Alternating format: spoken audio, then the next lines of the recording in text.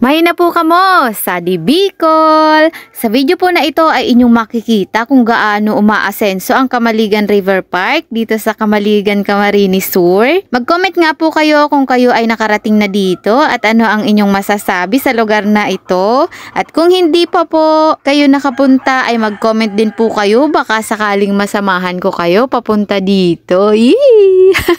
O kaya naman ay matulungan ko kayo kung paano makapunta dyan. Shout out po sa mga masisipag na mga trabahador at sa mga taong kasangkot dyan para mas mapaganda ang Camaligan River Park. Isa po ito sa dinarayong pasyalan dito sa Bicol, lalo na kapag gabi dahil sa taglay nitong ganda at preskong lugar din. At bago ko nga po ituloy ang lahat ay shout out po kay Jeffrey Luis ng Blooming Treat pero taga Libon Albay siya. Shout out din po kay Michael Arabis na nasa Taytay Rizal. Shout out din po kay Nuli Julia na nasa Makati. Shout out din po sa mga taga-Agdangan, sabi ni Sir Carlo Tirao Ramos. Mega shout out po sa inyong lahat. Sadya nga po na napakaraming magaganda at pogi dito sa Bicol. Ay, napakaraming magagandang pasyalan dito sa Bicol.